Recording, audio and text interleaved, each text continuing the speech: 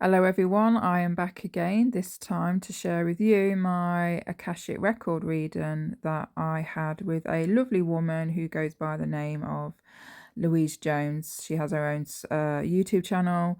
I think she's called Psychic LJ on there. But anyway, I'll leave all her details in the description. So if you like her work, as you'll see through listening to this video, the type of things she delves into and stuff like that. If you're interested and want to read it, and then again, you can reach out to her.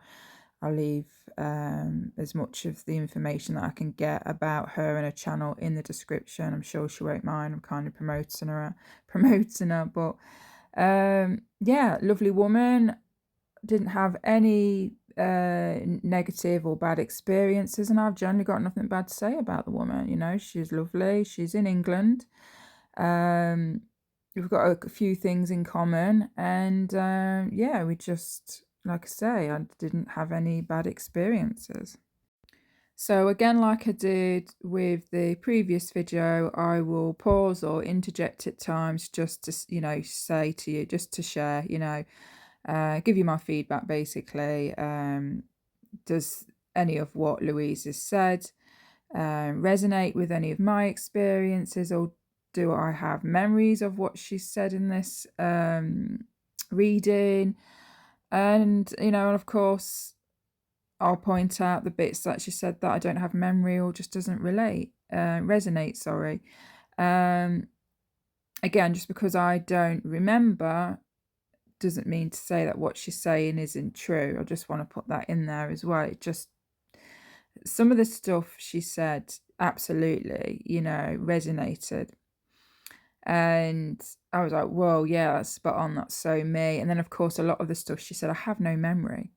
And so, I'm the type of person where, unless I have my own memory, then I'm not going to take it on as facts, because I see a lot of people, they get a lot of readings, and each to their own, and they have no memory, and they'll just take this information on, and then they're like, oh, I was this and that, and I did this, and I'm so and so, and that, each to their own. But I just think, for me personally, I'm not like that. I will just, again, I'll interject, and I'll pull out pieces, highlight pieces that she's saying, be like, yeah, I have memory of this. Yeah, that's parallel to this experience. Yes, this may be connected to that.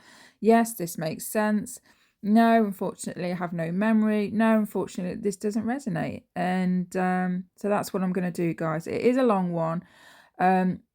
So when I had my Akashic record reading, we forgot to press the, because it was through Zoom, we forgot to press record. So the first bit's missing, but a lot of that was just us talking really about it. We weren't really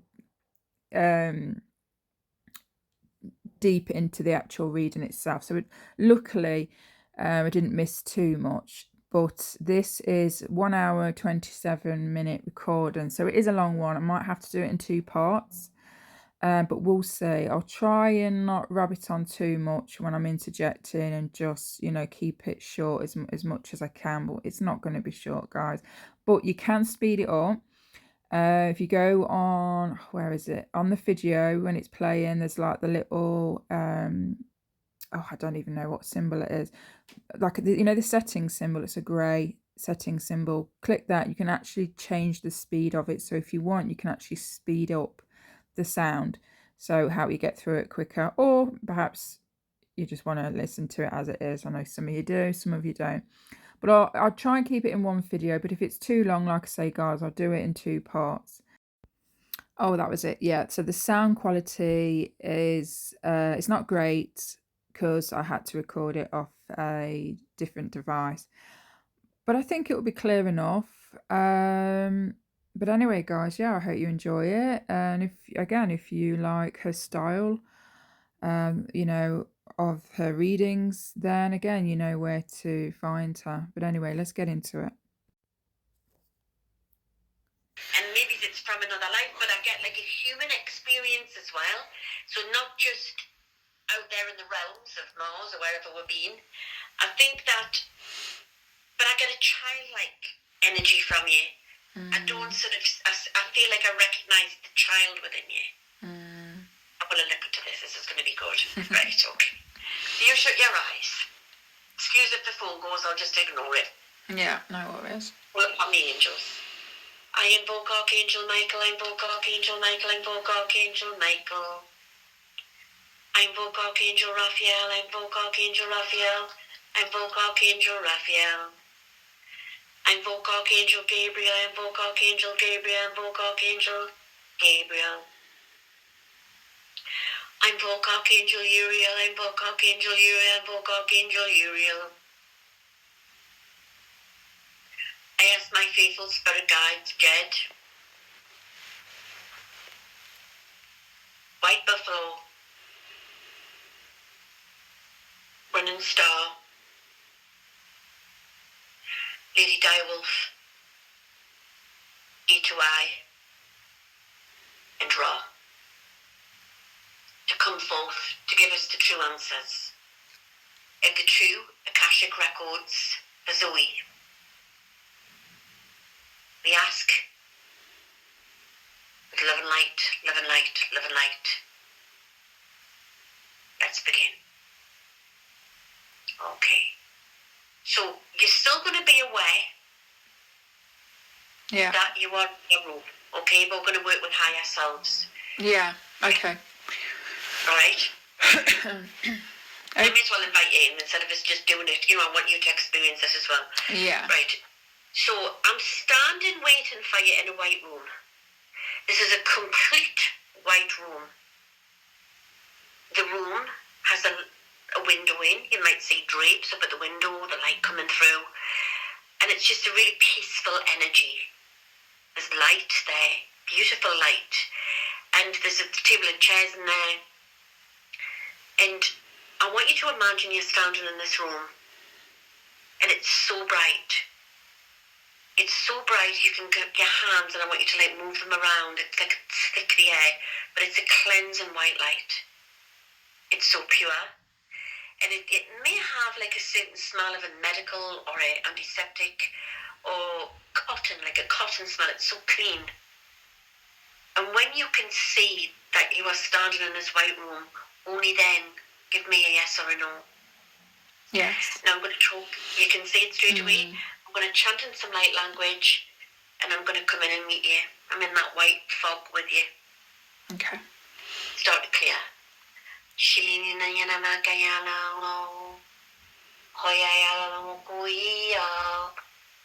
Tanikatawa, I will show you my people.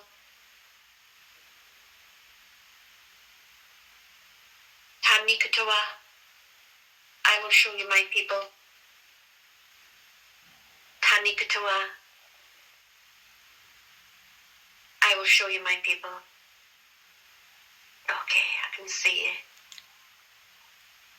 So I'm coming in to give you a hug. Are you not very tall, Zoe? Because I see you quite little. Well, you're taller than me. I'm 5'5". Right. Well, 5'5", 5'6", I think. No, 5'5" and a half. Or maybe I'm just 5'5", I don't know. That's actually what I am. I used to be taller, but Same. I've shrunk. Yeah, I used to be, yeah. Right, okay. You seem smaller than me, or a little bit smaller. I'm coming to give you a hug there. And I want you to walk around the room and tell us what you can see, what you're wearing on your feet, what you're wearing, and how does it feel. Now remember, this light's coming through. I'm going to check your aura for you as well while we're doing this. I've got Zacho straight away in the room. I don't know if I've worked with Zacho with you before, but he's straight there. No. I know, yeah, you speak about him, so I'm familiar with him through you, of course, yeah. Let's start channeling him in a minute. Yeah. Take no messing. Hello there, good evening, Zacho. Hasechekaya, Hatako. You see, it's good evening there, ladies. Hatako. Not in his realm, it is evening. I love it. I love it. Right. So, Zacho may come through looking insecticide to you, or he may come through looking in his humanoid self where he sort of masks himself. And he's not very tall. He looks a bit like Jeremy Cricket. He's got like fairish blonde hair, little chin. Some people would sort of see he's a grey, but he's not a grey. He's got a little chin, little mouth, little teeth, little nose. He's got great big blue oval eyes, fairish wispy blonde hair, and he's got this fascination. Sorry, Zacho, I've got to say this. He's got a fascination with earth clothing, like old gentlemen would wear, like with a tweed. So sometimes he'll come through looking like that. And that's how he's coming through.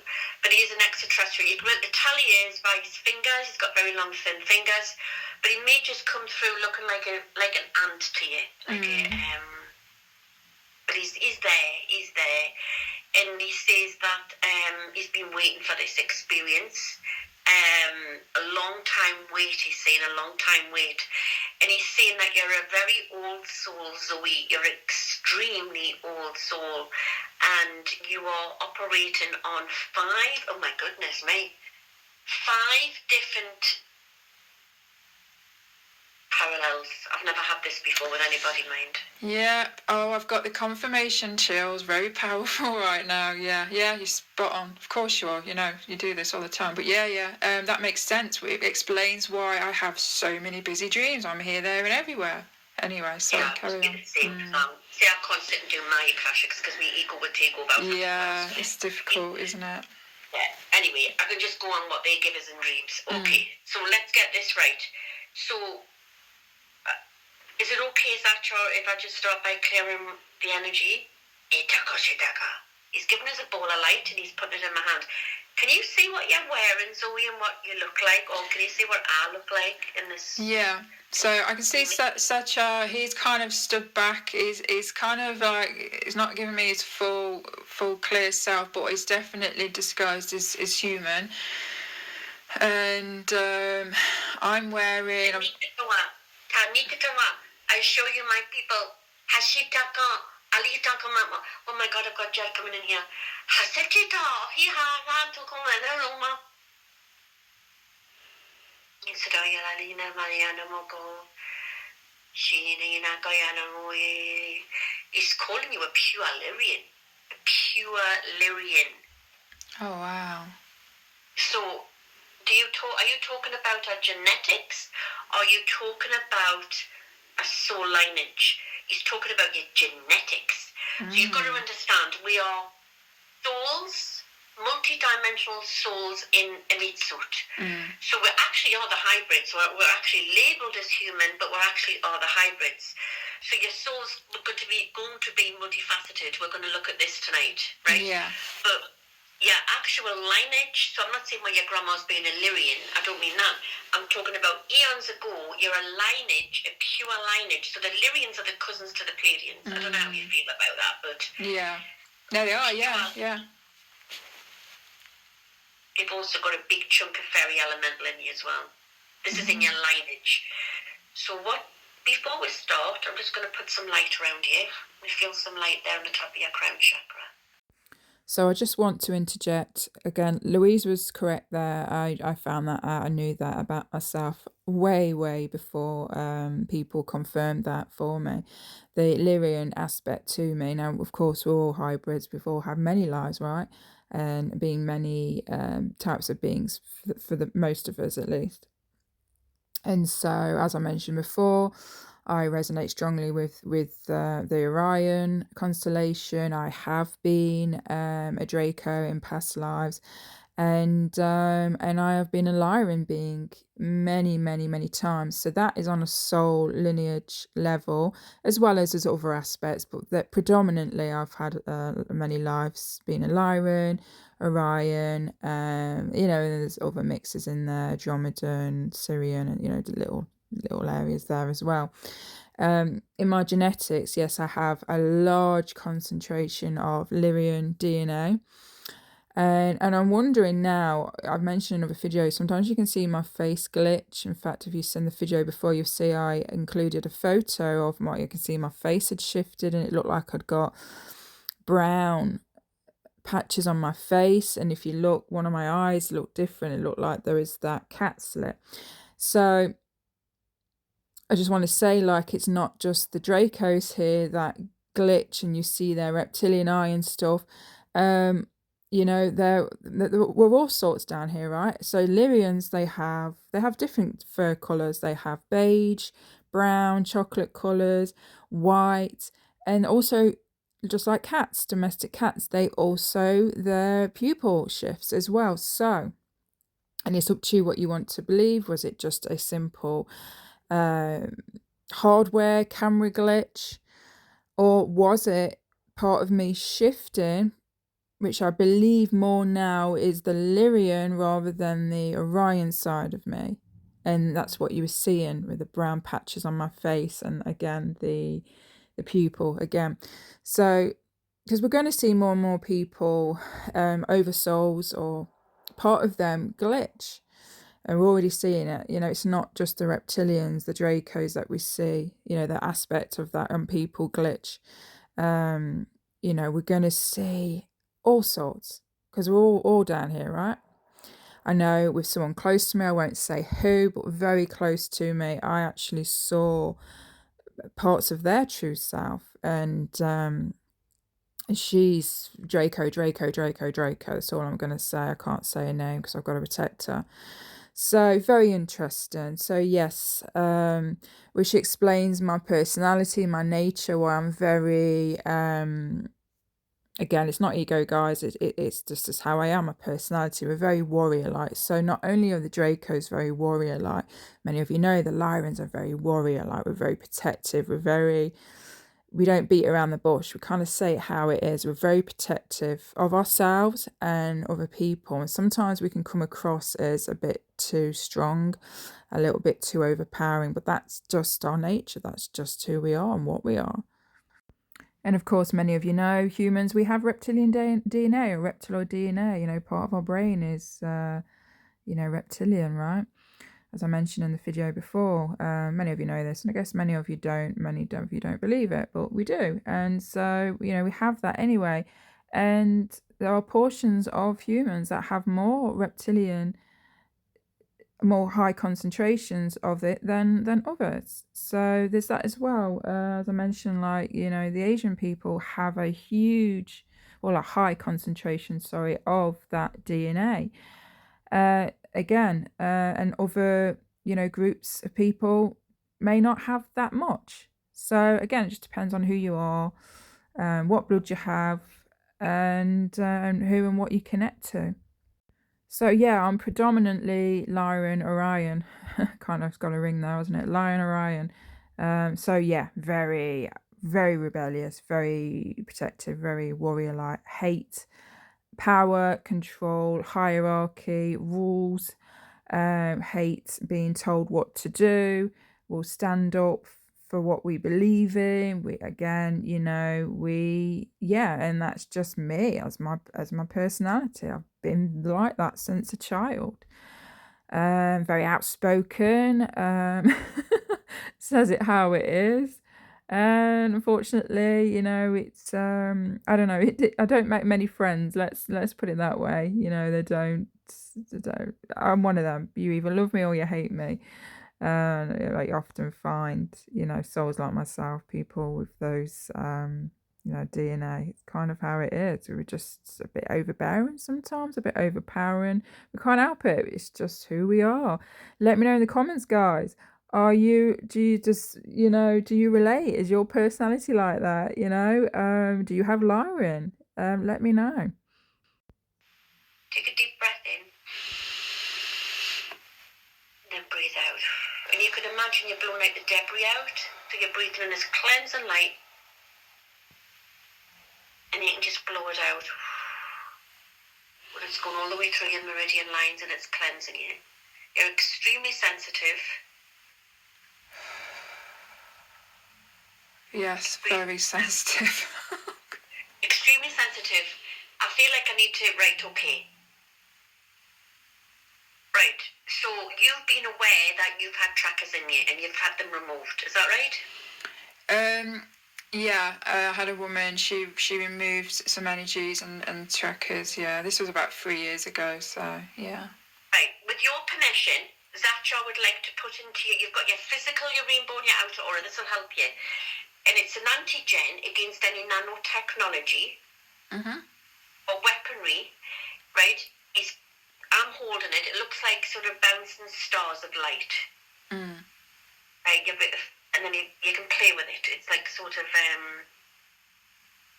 I don't know, like dancing fairies. I can see it. Yeah, it's all around. An antigen. Yeah. He wants to give it to you.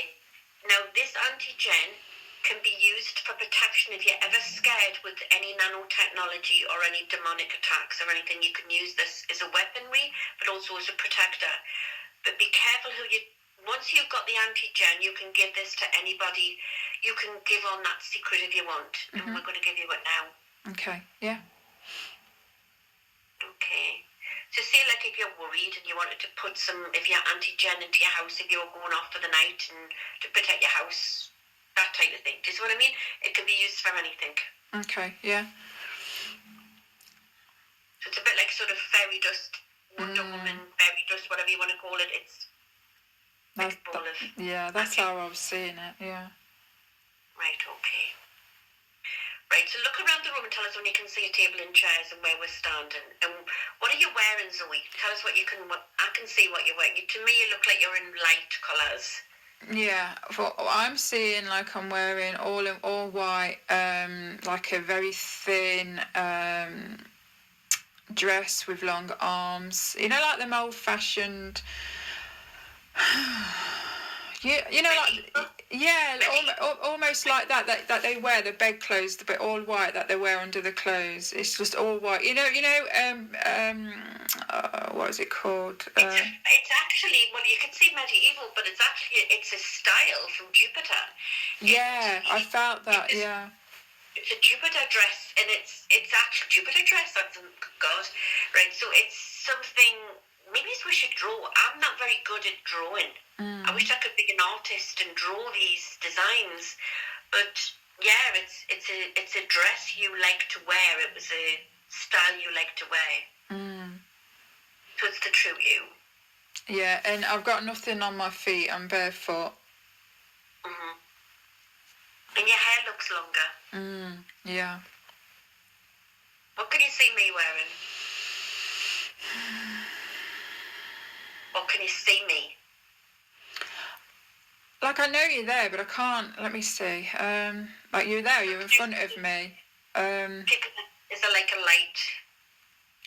You might say there's a fairy element, because I'm a fairy elemental. That's my soul origin. So you might see me as a fairy, or you might just see me as me. Yeah, I see you as you. Yeah. You're wearing like dark colours, browns, blacks, but like an outfit. It's nice. I want to say leopard print, but then I don't know if that's my ego, because we were just talking about Lyran, so sometimes it gets in the way, doesn't it? No, that is actually me. That is actually me. Oh, okay. Yeah. Yeah, it's almost like you've got a leopard print top on, and you know those like false leather corset thick belt things that you wear that goes under your bust and kind of around your waist a little bit, and then on the sleeves it kind of puffs out a little bit, and you've got like some loose string or something. The design of it almost slightly like it's off the shoulders. Oh God, that sounds really nice. Can you find me that top, please, on it? It's nice, yeah, it's lovely. And then I see a table and chairs literally to my right. I could literally bump into it. It's like a chair's out and then there's a table. Right, so I'm going to sit down at the chairs. Tell us if I'm at your left or your right and where the window is. Is the window to the left? Yeah, to the left. Okay. So Joe's going to sit opposite with. We've got Jed who wants to pull up a chair next to you. So he claims he knows you. Where do you know her from? He's calling you golden child. Oh. So he's saying that you've been a Native American before.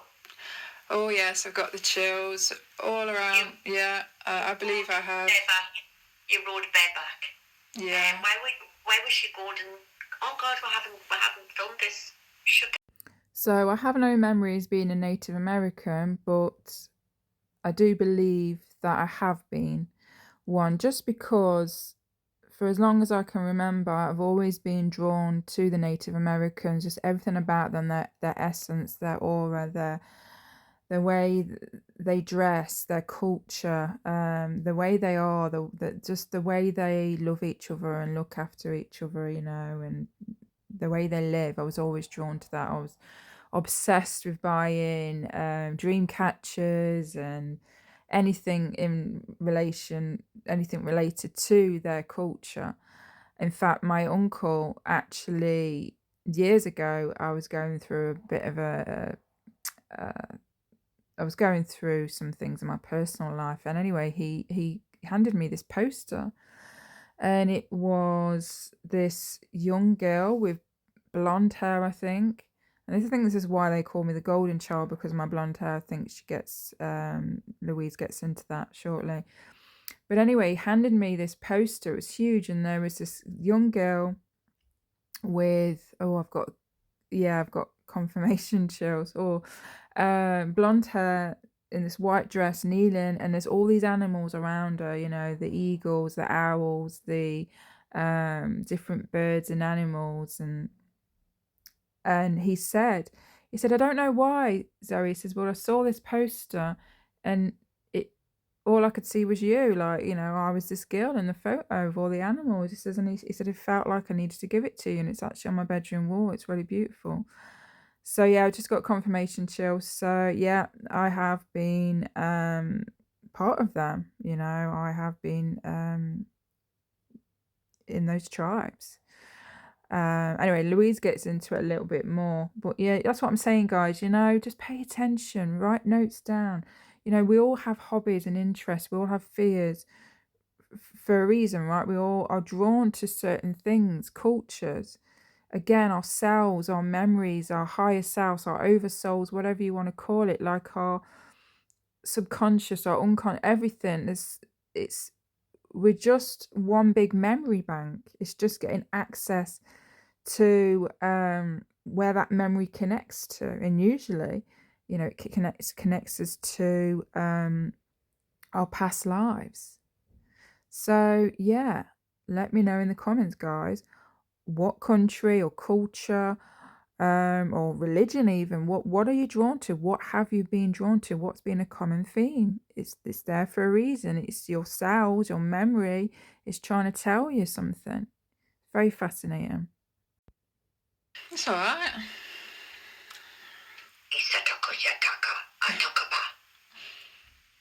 Okay, I'm gonna ask you this, Satcha. Whereabouts are you? I'm nosy, right? So you've come in. Where were you beforehand? Right. He doesn't normally share this with many, but he wants to share this with you.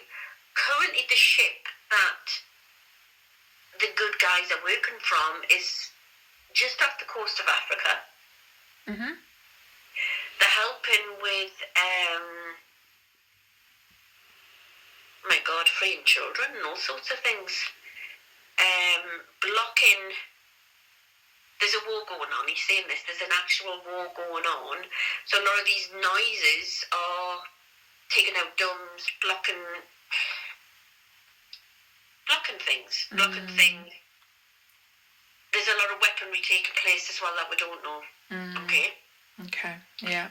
And he said that part of you, now this sounds really strange before we get started, part of you is actually with them now. What do you mean by that, Satcha?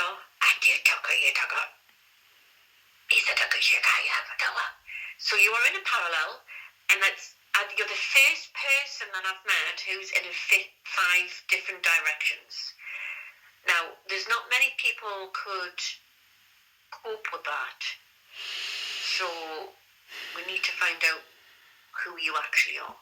Okay. So he's got this book, and he's pulling it out in front of you. I'm back again. So yes, Louise mentioned there's a ship with good guys on over Africa, and they are me. Another parallel version of me is on there, and basically blowing up the dums and saving children. Now, I've had many memories and experiences, both my lab, so my consciousness in the clones, and other alternate or parallel versions of me, basically doing what Louise described. And so I've already shared on my channel, I shared on my old channel, that there's memories and real-time memories and just flashes, again, because we are multidimensional, right? We are interdimensional. We are here and we ripple out. We're in other parallel worlds. And so we're busy, right? And sometimes, well, a lot of the time, we're sharing each other's memories, flashes, memories, experiences.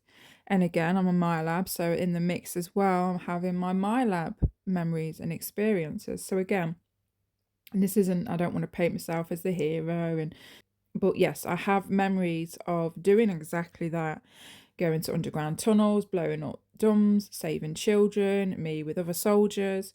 Again, that's a lot of my MyLab stuff. And in fact, a year after this reading, I had a real-time memory. Now, this was definitely MyLab. It wasn't a parallel version of me. And I will do a video to help you understand the differences. And of course, it's up to you what you want to believe. So it was a real-time memory. I was with the military and, typical military gear. And I was with my soldiers and like fellow soldiers, and we set up camp in somewhere like Africa, because I remember seeing all the African children. Many of you know I've already shared that memory, but yeah, basically we just rescued them, and then we brought them back to the camp, the children that we rescued, and we were just trying to keep them calm. We gave them food, water, clean them up. And I remember there was a TV, this tiny little TV, and we put on a movie. Oh, I've got comfort. It's quite emotional, actually, guys. And I've got the chills again. And we put on The Lion King for them, and they absolutely loved it. All these kids were trying to look on this little tiny telly with the sun blaring, but they loved it. And I remember in that moment actually reflecting on my own life, like how we take things for granted, right? And to see these children, it was just absolutely beautiful. And so, yeah, is that tied to that with the ship over Africa? Quite possibly. Or is that something else that I did? Again, she says a parallel version of me, but what I did in Africa, that was a MyLab. Me placed in a clone, again rescuing the children, and again so many accounts of that. So that's what I do, amongst other things. Like I say, I'm being used by both sides, as I mentioned many a times. We need to find out who you actually are. Okay. So he's got this book and he's pulling it out in front of you. Tell us when you can say it. And it's got a big lock on the top. We cannot open this book without your permission. So be aware, Zoe, that anybody who comes forth into the future who said that they've read your Akashics, they can't without your permission. Okay. And they have to have your DNA to open it. Okay. Yeah, I can see it. Yeah. Right. What colour does the book look to you? It to me it looks like an old-fashioned book, like a leather brown book with a buckle type metal padlock. So there'll be a click thing on that. So he wants you to, with your palm of your hand, to press down, because only your DNA on your palm can open that book. Yeah, I've pressed it with my palm and then I've moved my palm to the right and it's clicked. Yeah. Right. Okay. So it's a very ancient book. He's opening it now. So normally a lot of people's are in 3 sections. When I talk about 3 sections, normally your Akashics is normally big. Some people's are in 4. I've never met a 5th one before. Yeah. So you normally have how you were created, why you were created, and basically we go into that, like the time it begun, of where you've actually come from and why you were created and why you're here. Why are you here? The second book is a bit of that, and is meant as much as we can put in to how many lives you've had and interested, okay? The third book is normally a parallel, all right? But then you've got another 2 parallels after that. Oh, God. So Story of my life. So wonder you're not dizzy every morning when you're waking and all? Yeah, it's a struggle. I don't have energy to live this life because I'm here, there, and everywhere. That's crazy. Right, so you're living 3D here. Mm-hmm. Right? You're a multi-dimensional being. This is what he's saying. So you've also got book, where was it, 1, 2. You've got book 3 is parallel 4 and 5. Is that right? No, wait a minute. Book 1 is your creation. Book 2 is as many lives as possible and how you ended up in parallels. That will be interesting. It's a big book, he's saying. I see it big. I see it huge. It's huge. Book 3 is a parallel. And you've got another 2 after that. Another 2 you're in 3. There's 3 parallels plus your existence here. So that's got to be causing a imbalancement. Is that right, Zatra? I'm just doing some channeling before we start. Only certain people are programmed to deal with this, but many who are in Zoe's situation are the younger generation, and they tend to turn to drugs or alcohol to escape the actual chewed up realities. And I know. No, you didn't have to come here. You see, you didn't have to come here before we start. I just want you to relax there. I'm going to chant down from 10 to 1 in a minute, and then he wants you to take your time to choose what book you want. You didn't have to come here. You're saying that you decided to come back, but you get very frustrated, but not as frustrated as some light workers on earth. It's more about you're frustrated about the attacks you've had and the abuse you've had. But the antigen that we've given you will help you. Where did I get this antigen from? A2I gives it. It's an antigen to stop any negative entities, energies on world, off world, as above and below. No octopuses, curses. Nothing can affect you with that antigen. Okay, that's good to know. I needed that. All right. And before we start, he's putting his palm up to show you his antigen. I'm putting my palm up to show you my antigens. And we all are sharing all my antigens in my palms. I see that, yeah. Are after me, actually, so either they don't like that I've got this antigen. You've needed this, you've long waited for this. You've used this energy before, by the way. It's old energy, it's just that Earth isn't aware of it. It stops the green technology coming in, so it's a bit like a quantum technology can be used for good, but can also be used for bad. And there's been a lot of weaponry, which we are going to experience on World News with different, like the fires they used that weaponry. They used it as weaponry. They've weaponised it, haven't they? The energy, yes. Yeah. So when you've got this antigen, they literally can't. I know this sounds really crazy and this would never happen. Say like if you were walking home in the dark and, I don't know, 2 or 3 big reptilians came out of a bush to try to attack you, just throw some of that energy, just do that with your palms and throw the energy and it'll back away. Okay, yeah. I remember that, yeah. They can also be used against negativity. You can actually put it around your home. You can, it can, if you feel like if someone sent you negative energy, you can just spray it about the place. It's endless what you've got. Okay. And it multiplies. It's like fairies that just multiply. Like it recharges, like the video games, it recharges. Yeah. He's also saying, we want to do it in a video, actually, like a teaching video at some point, that this energy can also recharge with. So, which I didn't know, mind, I just knew it was a protection thing, so maybe we'll have to look into that at another point. Okay, yeah. Okay, so I'm going to chant in some light language, and I want you to take your time. This is for you. Okay.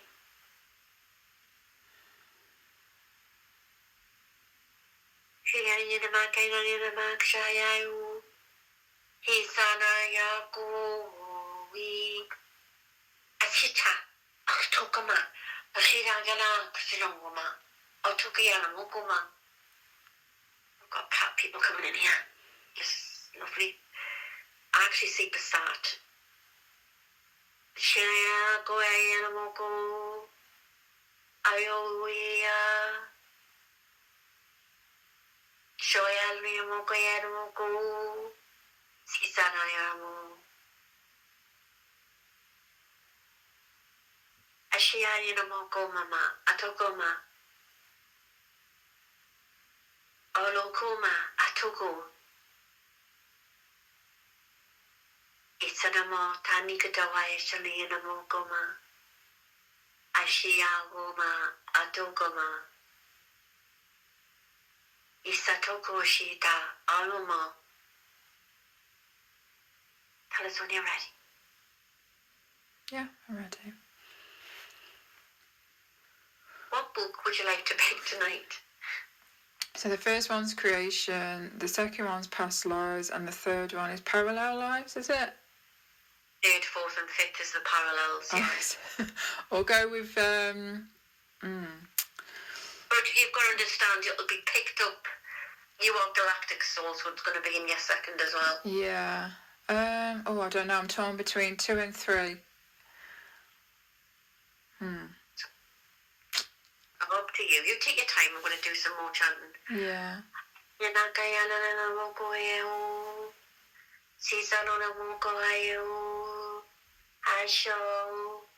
Yeah, you'll be very drawn to 3 because that's your first parallel, and your first parallel now is on the ship now. Yeah, I'm going to go with 3. That's definitely, yeah. Yeah, 3. I'll go with that one. Okay.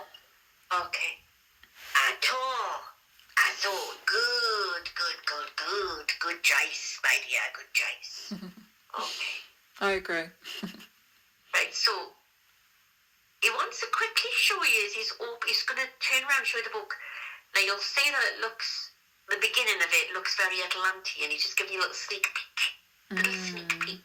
Atlantean, is it Atlantean? Yeah.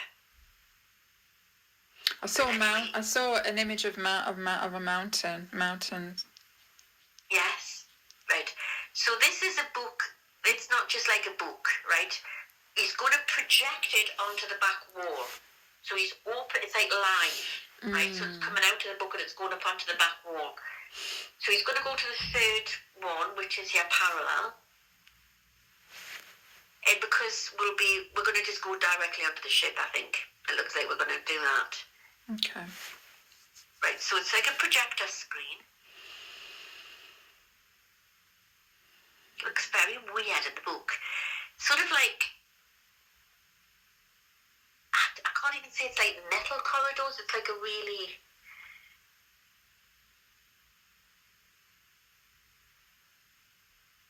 It's like a bubbly substance. It's like The plasma yes. energy. Yes. Okay.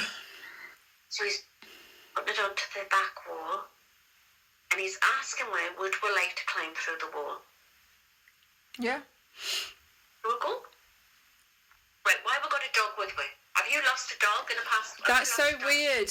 Literally seconds before you said that, I just saw a dog leap in. Oh my God! Is it Maya? Have you lost a dog? It's a little brown dog though. So my sissy, I've got 2 brown dogs in the spirit. I've got Jackie Boy, my first dog, was Jed. It's him. It's that one. Yeah, it's that one. Why are you going? Oh my God! He jumped in at my side. He jumped in the wall before I did. He's got to go. Right, he's got to go in as this is so bloody strange. Why are you going in disguised? He said, because you are golden child. And the innate, when you were in the Sus tribe in 1624, are you listening to me? You were on the Great Plains. You were a daughter to a chief and he loves you so much. Oh, And he wow. wants to protect you. Sometimes the Galactics aren't always keen on the Native Americans, and it's not that sometimes they clash with, not say religion, it's just a different culture type of thing. So some of these cultures on the ships, not Zachar, because Zachar understands, but I'm talking different cultures on the ship sometimes don't understand Jed. So Jed wants to go in to protect with both, because I've had a life, I've been married before with Jed, all right? So I felt that immediately, yeah, protection. I felt that was really stuck out, like protection, yeah. So as Jackie Boy, if you knew Jackie Boy is my little Jack Russell, he would let anybody in the house, but he wouldn't let them out. No. He wanted to Zeke came to the house and he ripped the pants off him. Oh, bless So, him. guard dog. So we've got Jackie Boy. Okay, that's great. Thank you. Right, before we go through the wall, I just want you to see. It's going to look, I think we've got Ra here. We've got Bastet, which is the cat goddess from ancient Egypt. We've got a very Egyptian energy before we go through the wall. Okay. It's Lyrian. Yeah. The Lyrians. They were also in the Valley of the Kings, were connected with the Lyrian. Right, we're walking through now. Oh my goodness, right. So as we walk through, you're going to look down and you're not going to be wearing the same as what you were wearing in the room. No, I'm not. Looks like we've got spacesuits on. I literally look like I've got space boots on and spacesuit. It's like grey and white, like mostly white, but then there's like grey details, like lining or something. Yeah, I'm expecting to have like a space hat on, but I don't think I do. I don't know if you can see, mine's got a little bit of a red trim around mine because I'm from the Jupiter program. Yeah. I'm welcome on board. I'm not actually from that, but I'm welcome on board. I'm waiting for a different sort of military organisation type of thing, but they sort of connect. Does that make sense? Yeah. I know what you mean. Okay, so we're walking through a corridor. Zacho's in front of where. Right, we're going to start to see people. We're going to start to see different beings. Right, so you're going to start to see personnel going in and out of different rooms. We're walking down this corridor. And some of them are looking at me. And I can see, like, some of them, there's two female beings. They're very beautiful. They've got, like, very short blonde hair. And they're like, look, there she is. So to me, it's like, they know that you have intercepted with your higher self on the plane. Not on the plane, on the ship. Yeah. Okay, so where are we going to, Zachar? We're going to go into the Great Library. We'll have to just follow him. It looks a bit like going on board Star Trek. It's the only way I can describe it. So you're going to have different corridors, and the doors sort of open side to, in and out sideways. They're not like doors. I don't know if you can see that. Yeah. Right, so we're getting to the end of, it looks like a corridor, and it looks like we need to go down in a lift. But the lift looks like it's glass, and we can actually see down into a dome of a great big city. So this, I could cry. Right, it looks like that it's a city within the motherships. It's huge. Oh, wow. That is huge, yeah. It's huge. You see people walking around and people. It just looks like it's a very highly advanced, modern looking, I wouldn't say like something like you would go to the metro centre or a shop mart. I mean, it's on many different levels as you're looking down, but it's all futuristic. And it looks like there's trees in there that They're not false trees, there's trees in there. Right at the bottom floor. Tell us if you can see that. Tell us if you can see that as we're going down in the lift. So we're going to go down onto the ground floor, and on the ground floor there's an actual tree on the ground floor, great big tree. Yeah, I saw that. Yeah. Dome, there's a dome where you've got cities around in this dome.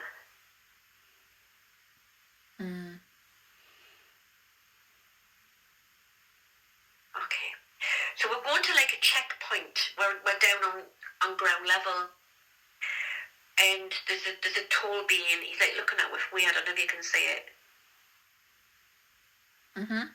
Yeah. And he's saying we've got to go through this doorway.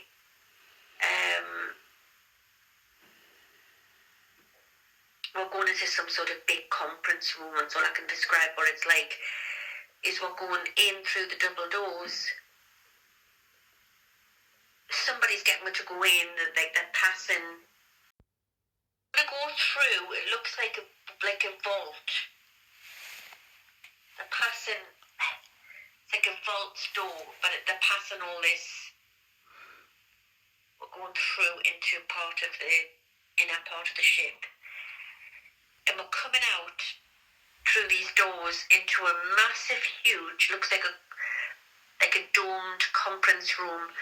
And it's got windows, huge windows all the way around, and where you can look out. We're on the mothership. It's huge. That is when you can say that. Yeah. Okay. I've got E2I with us. Hello, E2I.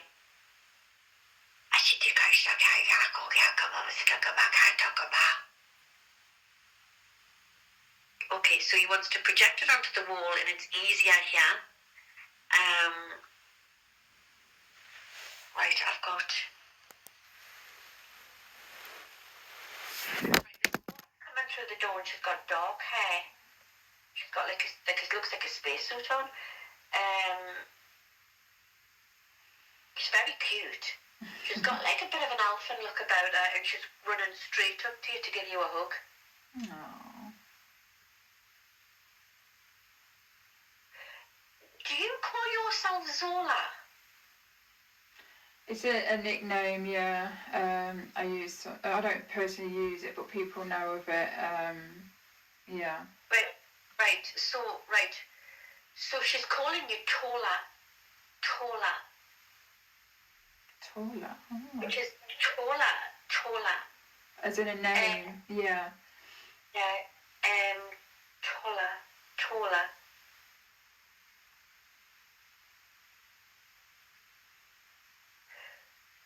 Tola 947B. That's your right. Tola 947B. 47B.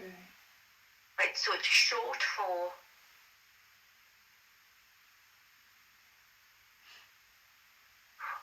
I can't even roll my tongue. It's a linear name. Okay. Yeah, that's the Tola name. Yes. So it's not like Toya. It's like Tola. Yeah. Tola. I want to roll. Tola. Usually the Italians are very good at rolling their tongue, aren't they? Yeah. I'll get Linda to do it. She's got some Italian. Tola. All right, running towards you. So is this your woman?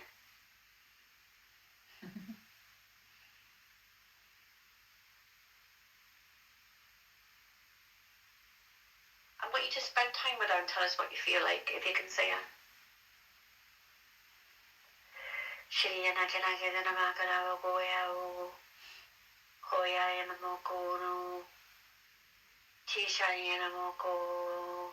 No, she's not your woman. Who is she? She's like a business. She's like a partner. We all have partners. Does that make sense? We all have working partners. Yeah. Working partner. like a buddy type of energy, like somebody would go off on a mission with. So you're right, she's one of the ones who would assist you on flights. So they're telling me that you can, and this sounds really crazy, you can fly these crafts. Are you aware of that? I don't have memories. That's the motherships, the more the little ones will come off. The scout ships, yeah, I do. Actually, yes, I do have dreams of being in ships, but I didn't realise they were UFO scout ships. But I remember the feeling of controlling it with my body or energy. It was almost like if I moved, the ship moved. Weightless, just very. A lot of these ships, they operate differently, don't they? Right, okay, so it's taller. Okay. Right, so Zacha was saying that you've chosen your parents to come to Earth to play this part, because we need to be in a physical suit, obviously, for Earth, to help with the Great Awakening, okay? You've been massively targeted from being a child. So you're going through trauma, but a lot of starseeds, and as you know, have been in this situation. You're going to come into your power into 2025. You are part of the elite fleet. There's different fleet groups, and you are part of a bit like a special agent, but you're also a pilot. This is what your parallel's doing. And the parallel is going to, this is crazy, the parallel is going to come into the room now. Oh my lordy. So you're going to get to meet your parallel. Oh, that'll be interesting. And she's walking in now. I'm back again.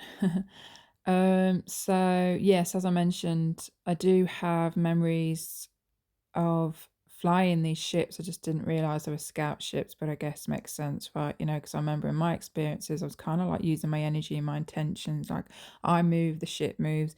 I don't think we have that technology here. Well, I guess we do, because we've got a lot of our governments, right, back engineered, reverse engineered ships and stuff. But yeah, so that makes sense. Zola, well, my nickname is actually Zola Bod, but sometimes I use Zola. So she would have known that anyway, because I've changed it around many times on my social media groups. In regards to me choosing to come down here, I knew I came down here. I knew that a long time ago to like many of us, right? Envoys, volunteer souls, whether you want to call yourself starseed, light worker, whatever you identify with. And so I knew I came down here. I was just unsure. Did I pick my family? I picked a family, but was I hijacked and put into the family that I was into? That obviously I was placed into. So yeah, I feel more. I mean, I do swing, but I do feel more like I did pick my family. I know that my mom has a lot of Lyran traits, a lot of Lyran DNA, as well, and she's kind of got that off-world energy. Whereas my dad, he doesn't. He's just very as human can be, right? I don't feel that with him. So I do feel strongly connected to the females side on my mum's side as well. I guess that's where the galactic lineage energy, obviously, I'm connected to them. So I probably know my biological family, the females at least. I do feel that I know them on a soul level, especially my nan who passed, which is my mum's mum. I felt more strongly connected to her than my mum, unfortunately. So yeah, I guess that's what happened then. I chose my family again, and oftentimes envoys.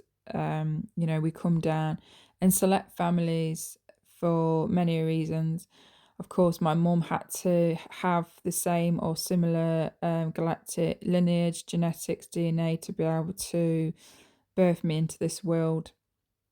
There had to be an energy match, right? So it's not unusual for starseed children or adults to, of course, have a parent, at least one parent that's got starseed lineage or galactic lineage. Same with my daughter. She's also a starseed. And as I mentioned before, there's a lot of Orion in my family as well, connections. So there are many individuals with a Draco soul. A lot of them have attachments, unfortunately, but it's very common. So according to someone who I used to know, I don't speak to anymore, she's a walk-in. She picked up that I have a hell, Palladian, a hell. Now I do have connections to Hades, so they're like very humanoid, Nordic looking, as well as like the white Lyrans, winged white Lyrans. I'm very connected to them. There's like that and celestial energy to that, so I have that strongly within me. Now I have had many encounters with the Hell Palladians. I know there's I'm still torn. I was contacted through telepathy. In fact, I still need to share that experience by a woman, a Nordic woman who goes by the name of Genesis. I don't believe it's her real name. I just think it's a name that she'd know I would perhaps remember when she contacted me, like pre-soul agreement, if you like. Like, Zoe, at this time I'm going to contact you through telepathy and so on. So for 3 days, Genesis contacted me, and I was torn. Is she me, my higher self, or is she a friend? Now, 2 people now have said that Genesis is actually my friend. So from the ship, which is where I would be if I'm not here right now, back, with my true self. So yeah, so her name's Genesis. So I don't know. I'm still I don't know. I guess now I'm swaying more towards that she isn't me, but she is a good friend of mine. Again, on the ship, who contacted me, and she is what actually initiated my starseed awakening. Right, we've got the spiritual awakening, and you got the starseed awakening. So it's like double whammy for envoys down here, and she was the one basically who said, I kind of knew anyway. I knew things were sus on this planet. I questioned things. I felt like an alien on this planet, as we all do, right? But she was like, basically, everything you've ever known or believed about this world and reality and how it's run is all lies. You've all been deceived. And she was telling me like all this information, and then she'd gone. And another time she came. She's been in and out of my life in different ways, but I'll leave that because that deserves a video on its own. So yeah, according to someone who I no longer speak to, she's a hell, a walk-in, that I am also a hell, part a hell as well. So I guess that makes sense, right? Because I've been taken up so many times, I've cried out to my family, they've taken me, or they've been in my room, and they are a hell Palladium. I remember I went into a deep meditative state many, many years ago, and I entered this cave whilst in this meditative state, and there were a hell Palladian woman and man, basically my mom and my dad, and some other relatives there. And I was like, and they were saying that, where your parents? I'm like, how can you be? This is very way early before I had any of my awakenings. I'm still a bit like figuring things out. They're like, where your parents? I'm like, well, how can you be my parents? My parents are on Earth. And they kind of explained in a nutshell that, yes, that they are my parents on a soul level, on a spiritual, energetic level, that I came down to Earth and I was born through, to the parents that I have. And although I do have soul connections, I believe, to my mum, I'm basically, parents, I'm like the child to them in the 3D sense, right, on the biological sense, but there are also some of my Palladium dad, or how dad, his genetics, genes is also in me down here. And they did some tinkering. They said that basically our scientists down here, whatever you want to call them, they wouldn't even find it, because they wouldn't even be looking for it, right? But their DNA is within me. And like many other starseeds, so like I say, they tinker with our DNA. But it is very complex, and it's quite hard to explain in the English language and terms and stuff. So again, I'll probably include that, explain it in a clearer way as best as I can when I share my Genesis video. Again, it deserves a video on its own. The parallel's going to come into the room now. Oh my lordy. So you're going to get to meet your parallel. Oh, that'll be interesting. And she's walking in now. Okay, so this is going to get woo-woo, what I'm going to say to you, and I've had this before, right? Your higher self, your real self, right? Our spirits are bigger than our bodies, and we need to live on Earth or any other planet, we need to have a physical suit to live in. But your spirit is actually huge, right? And it can be one at any one place at any one time. And there's actually a lot of people who are in parallels, but not as much as what you are, all right? Yeah. Okay, but you are your higher self on the mothercraft, precisely at this moment in time, even though it's hovering over Africa, so you're going to be, Africa's sort of a similar time zone to what the UK is, maybe an hour out, okay? But sometimes that craft may go off to different, interdimensionally travel around the galaxy or whatever, and that sometimes could affect you. Do you get like a buzzing in your ears, or do you get like sometimes dizzy spells, that type of thing?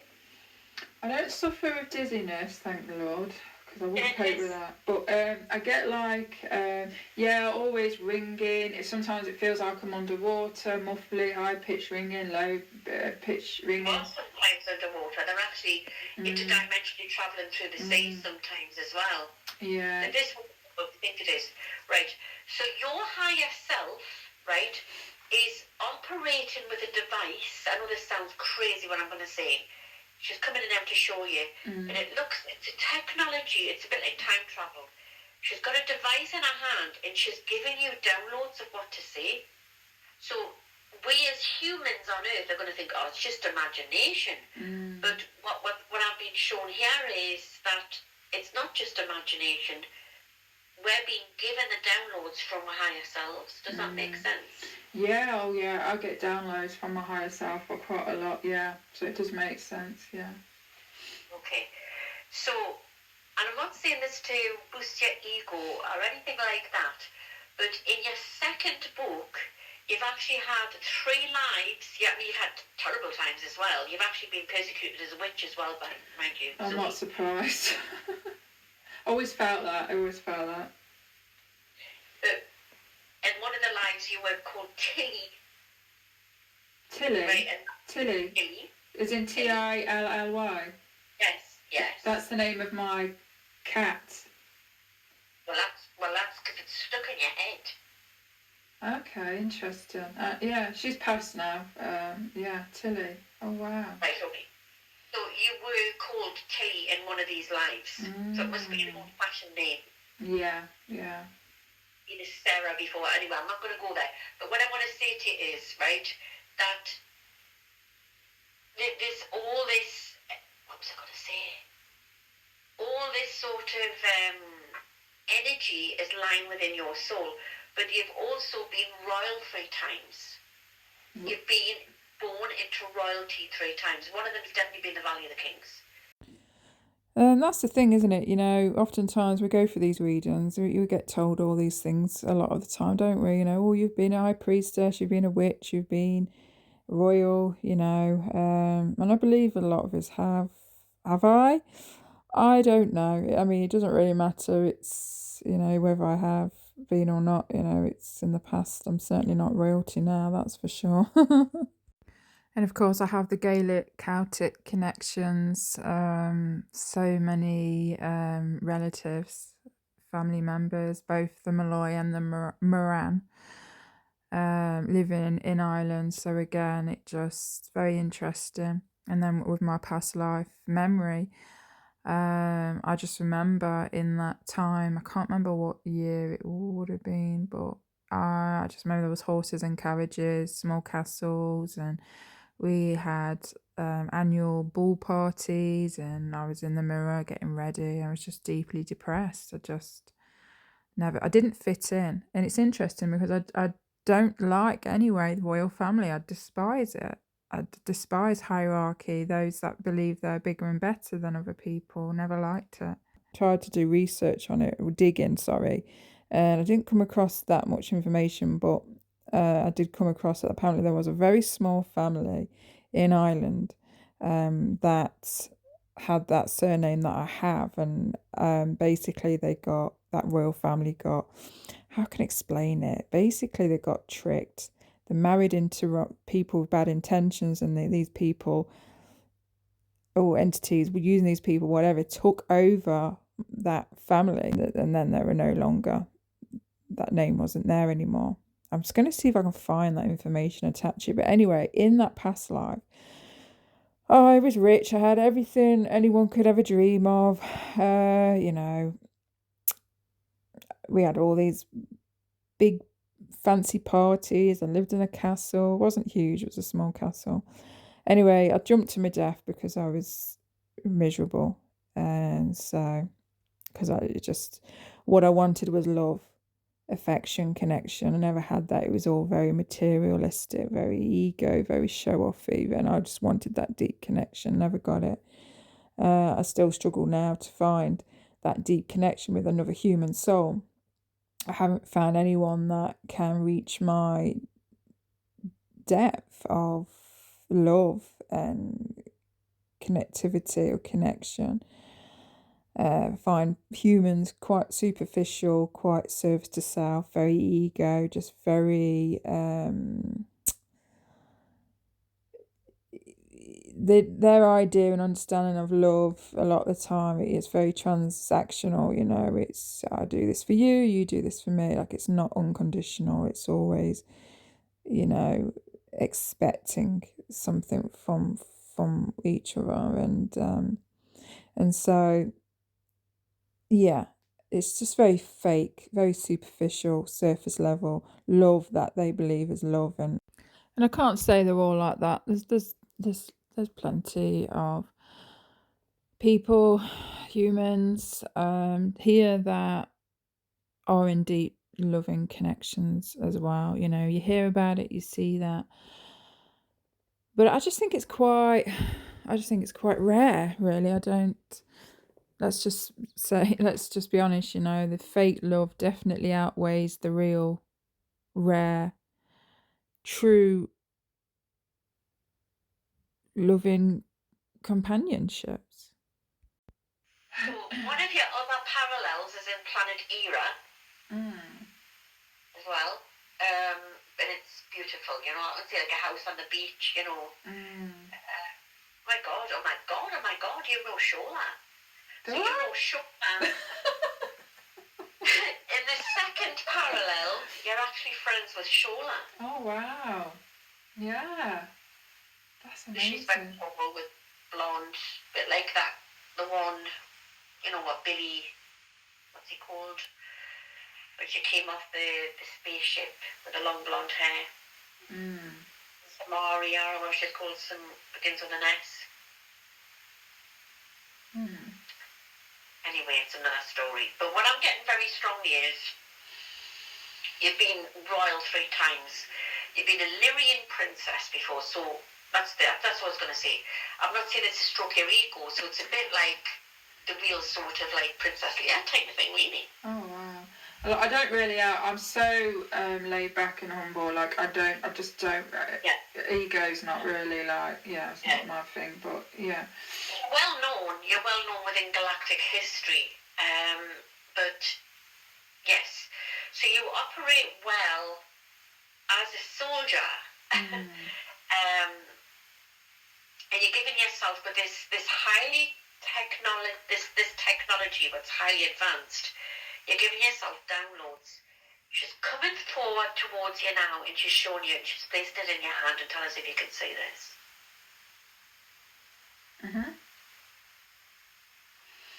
Okay. She wants to take you through corridors to our living quarters. Can we follow? Yes. She wants to go. She's going through like this door to the living quarters. Everyone's got their own living quarters on a ship.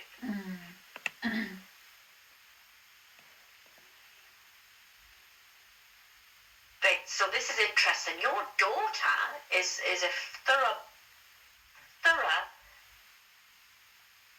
blooded starseed. She's actually on the ship with you. That's interesting. So she chose to come here, and that's why you chose to come here. That was the reasons as well. Yeah, I feel that. Yeah, I always knew that me and my daughter, not just she's my daughter, but we have that deep soul connection. We've been together countless of times. Many lives, many lives. So that makes, I've got full chills, resonates. I've always felt that. She's always felt that as well. You've got a little boy on there as well. Right, she wants to go into... Have you lost a child on this plane? Yes, I have, yeah.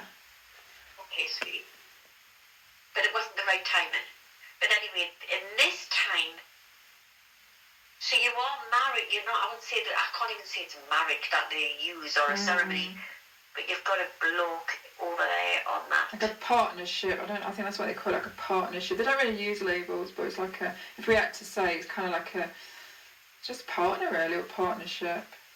Oh my God. Right, so, I don't know, like on Star Trek, you've got them, what they call like them Bjork, like them great big sort of looking leathery men. What are they called? A leathery man.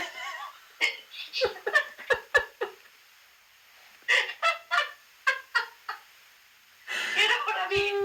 No. You mean like a big buff man, like a big oof? Like a big beastie kind of. Yeah. He's not reptilian, but he's got leathery skin. Oh, interesting. Okay. And there's so many different nationalities, star nationalities, and as you know, within the star community, like if we want to call it that,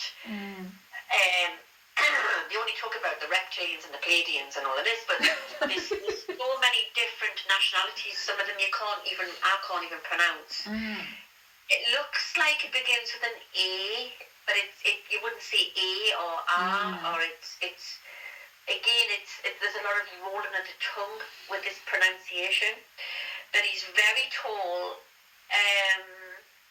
This is hilarious because I make a joke of this all the time with Andrea about ape-like people, and I would say he's quite beastie, biggish, do you know what I mean? Yeah. With rough, like, type of leathery skin. But he's your protector. So he's my partner, as in romantic partner. Is that what you mean? This is the one you've had the children with.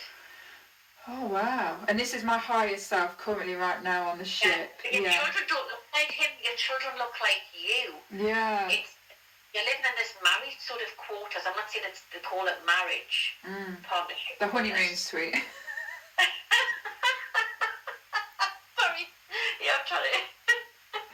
Has he got like tan skin? Yes. Yeah. Yeah. And he's coming up to an hour. So he needs a good moisturise then, right? We wait till I see him. I'll be bringing all my moisturiser. Yeah, that's hilarious. Okay. But in Planet Era, on your second parallel, you're with a woman. Oh, okay. Yeah, that makes sense. So this is a soul contract that you've made with him to have your children. So he's actually this is funny enough. So if he ever projected himself he's got the technology actually to come to Earth because of his DNA. Yeah. Part of his ancient race of people used to live on Earth. That's interesting. And you're talking old Earth. Remember, we're in the 9th gate of civilization. Wow. So this is the 9th Earth. But you're talking going back to prehistoric times and the other Earths. You've been on Earth 3, 5, and 6, and you're back again. We're on the 8th Earth. 8th Earth going into the 9th gate. So there's been a transition. What happened, and it happened round about the time of the election, around about last November. There was a pull. Plus, there's something funny going on with the energies on Earth as well. The polar, they're changing.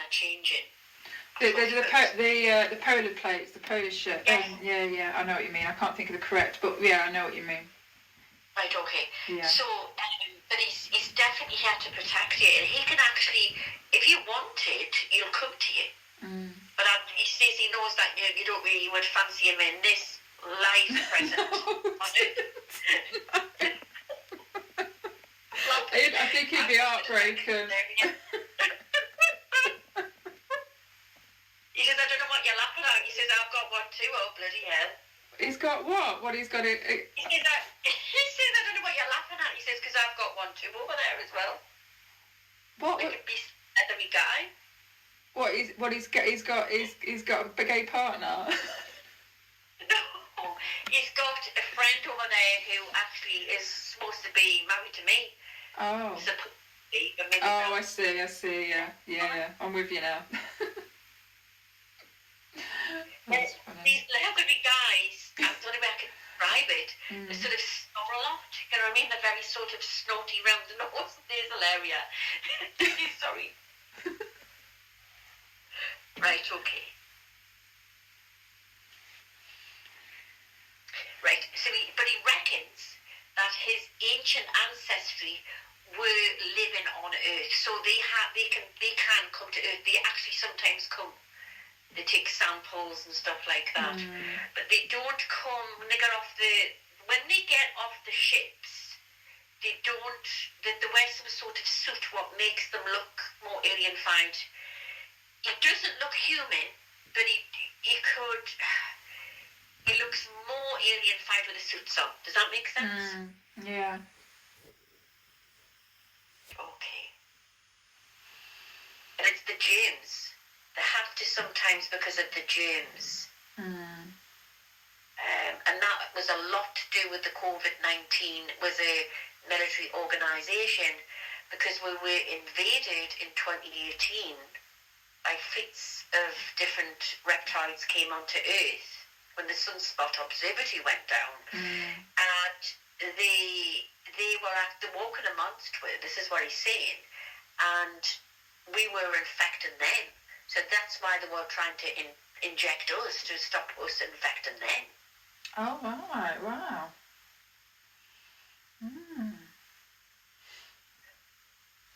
Okay. So we're going to go into the living quarters now to find your son and your daughter. Looks like you've got this funny little dog there. It looks like a little sort of fluffy little thing. I've seen them before. They're like a Furby thing. I've seen them on the spaceships before. They're quite naughty little, funny little feisty little. I can see that, yeah. It seems to doesn't like Jackie Boy, so we've had to keep Jackie Boy out of your apartment on there. Oh.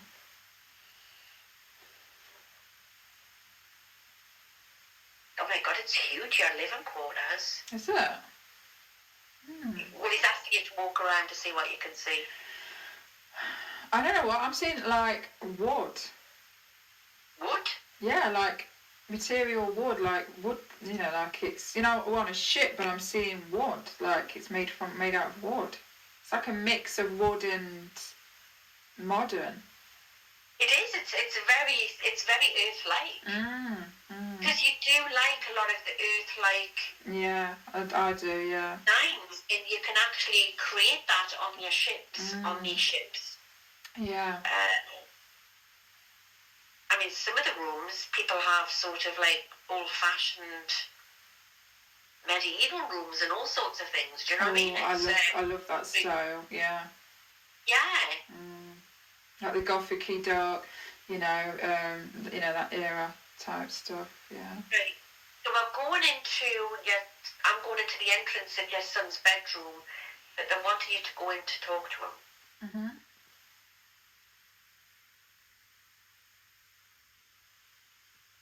Tell us what you see the room looks like. By the way, your boy's very much into space, and a lot of the children on the spaceships, they don't have things like religion on there and stuff like that, but it's all about they learn a lot about science and stuff like that. He's excelling with everything that he's learning. That's amazing. Yeah, I'm seeing like his room's not huge, but I'm seeing like it's almost like wooden bookshelves that go around, and then there's like the floor looks almost like wooden, and then I'm seeing like steps that kind of go up. Yeah, there's something you have to duck, isn't it? Because there's like something like an arch thing near the bed or something that you have to duck to go near.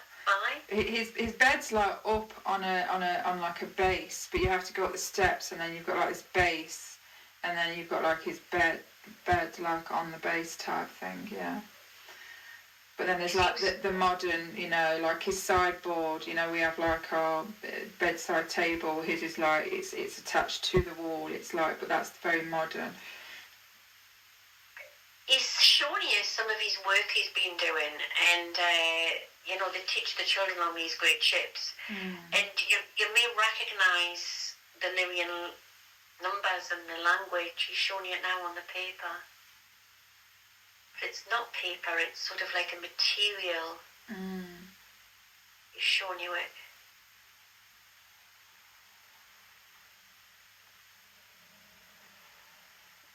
Yeah. It's because I've got an Earth sun. So I've got a son here in the living. He's 21, and I've got my daughter. But I've got a son that's not in spirit. Clearly, he's on the ship. So I'm like, always, which son is that? But I don't know. I guess it'd be the one that passed, wouldn't it? I guess. Yeah, because you can get things as like miscarriages, even sometimes terminations. The soul can go back and be reborn into a parallel. That's what I believe. Yeah, no, I'm saying. But no, this is your son on Earth's a completely different. I wasn't aware of that, mind, because I felt that you were meant for two. But again, I feel you are here to guide your son and guide your daughter. Does that make sense? Yeah, that's what I'm doing currently. Yeah, that's spot on.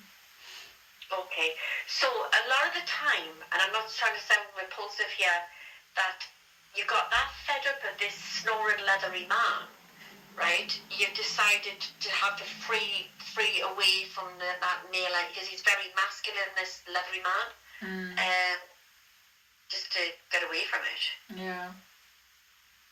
So I'll be honest, guys, I could visualize what Louise was showing me, and at times I felt like we were seeing the same things, and other times it felt like we were seeing different things. The husband or partnership, the leathery man, it doesn't resonate, and of course I have no memory. I also have no memory of my son who she describes on the ship, but I could just visually see things again. Is it that bit imagination? I mean, like I say, there were things that we saw at the same time. For instance, going way back, before we went onto the ship, and remember the little dog, and I saw the dog jump in before she even mentioned the dog. So again, as an example, there were times where we were seeing the same things, and sometimes we weren't really seeing the same things, and there will be the times where I'm quiet, I'm not really giving any feedback. But she is true, though, that my daughter wants to come here, my Earth daughter, wants to come here for an experience, and I know that because me and my daughter have talked about it. We've got our own memories. So when she said that I came here, one of the reasons why I came here as well as coming here to help was because my daughter came down here. And so that makes sense. And of course, I knew long ago that my daughter was a starseed, and she's here for the same mission. She just hasn't come into a starseed awakening as of yet, but I know she will at when she's meant to, and then of course I'll, you know, support her with that. But yeah, it doesn't resonate that bit. I don't have memory, but again, you know, doesn't mean to say that it's not true neither, but I'm not going to take that on as fact. You can give me this, that's your...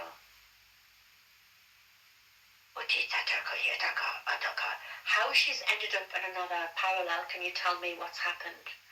Right, so there wasn't, in your first parallel, what we're in now, okay, there was an expedition where you,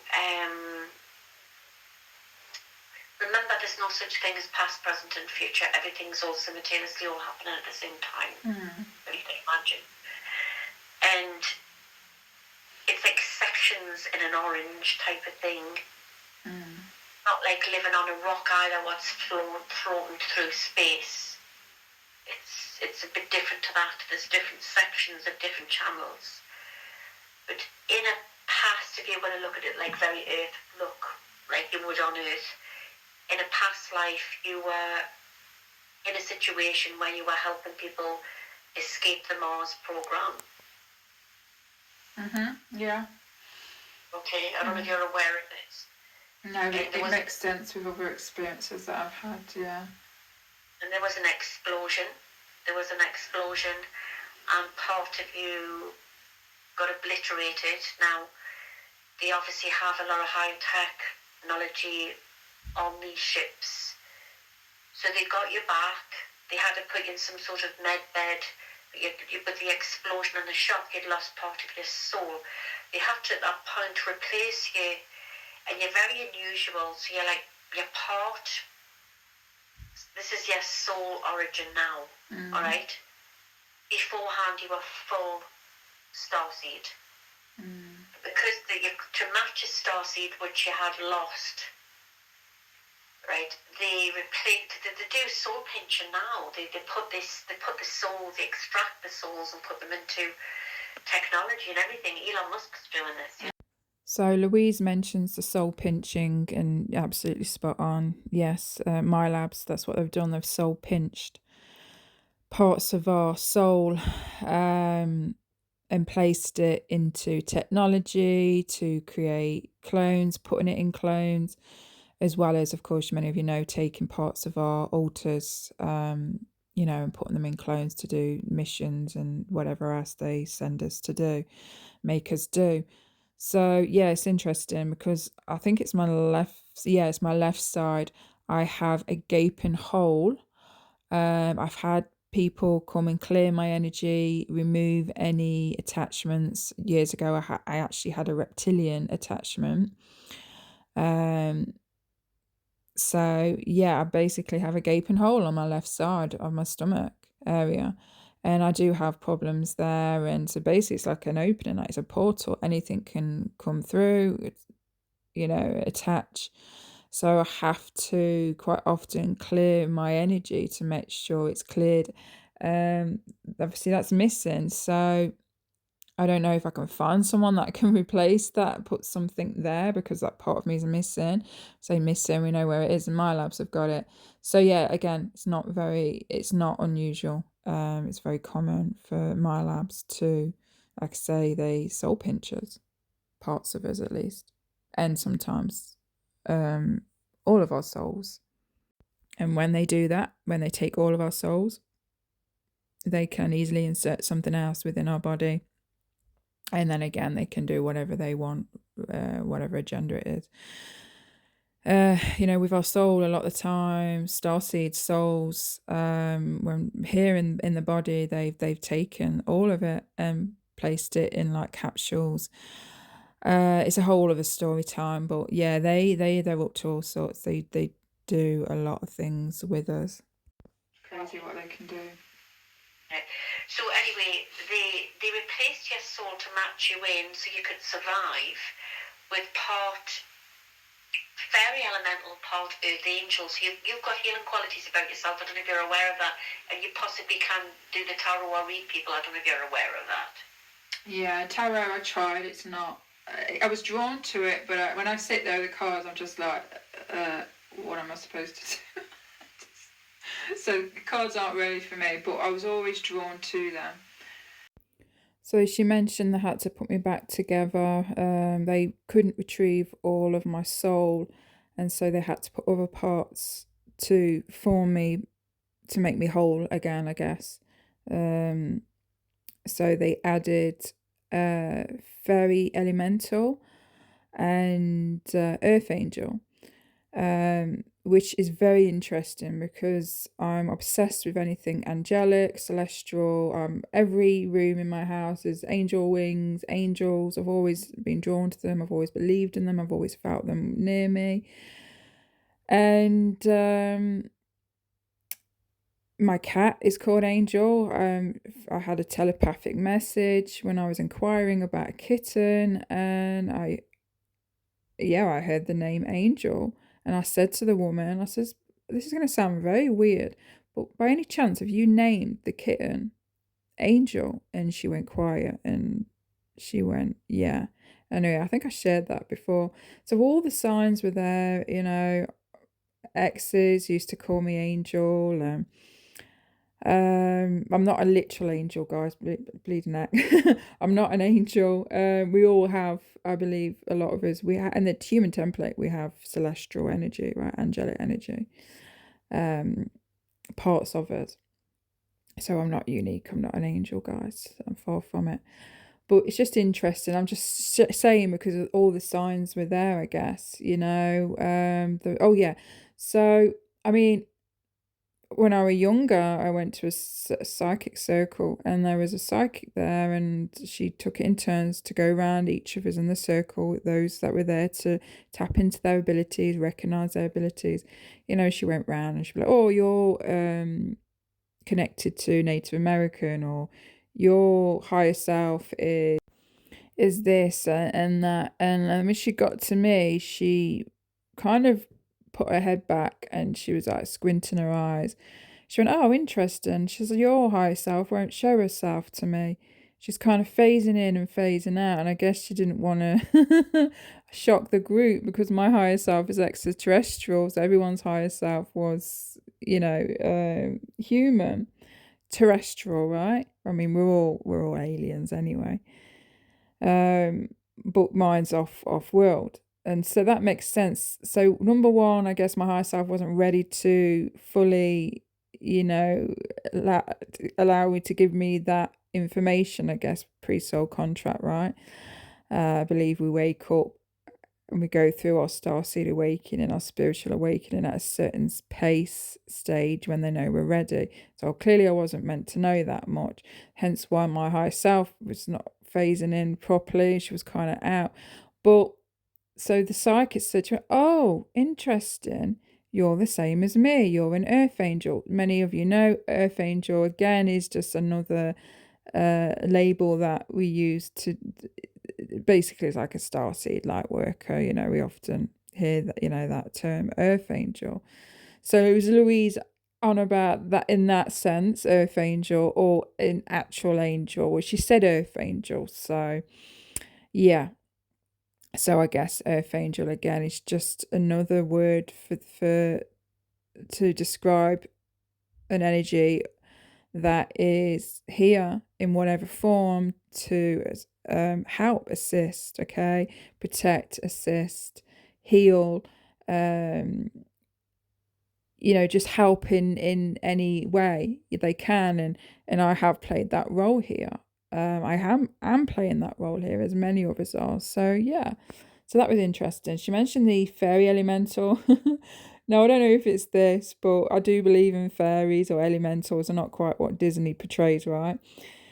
But remember that movie Fern Gully? Oh, traumatized me. I won't watch it because it would just traumatize me. And I remember bawling my eyes out. You know, I'm very protective over nature and trees and animals. I absolutely love the birds.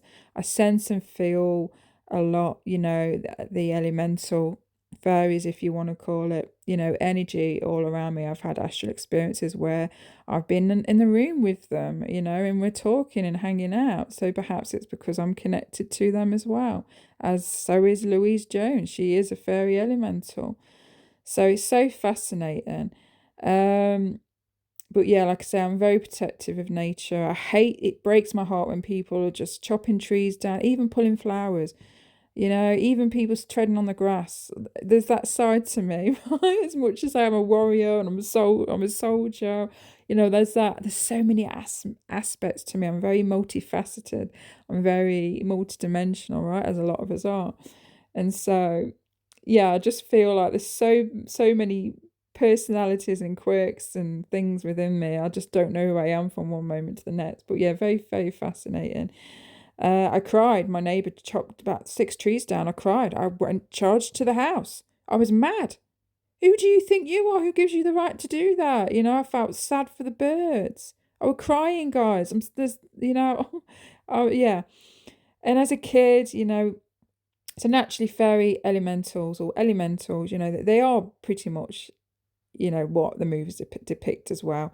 But there is that other side to them. Like, you don't want to get on the wrong side of them. But generally, when they're,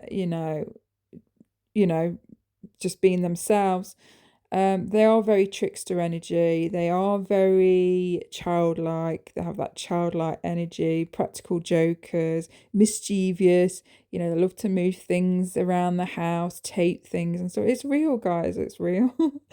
And I was very much like that, especially as a youngster growing up.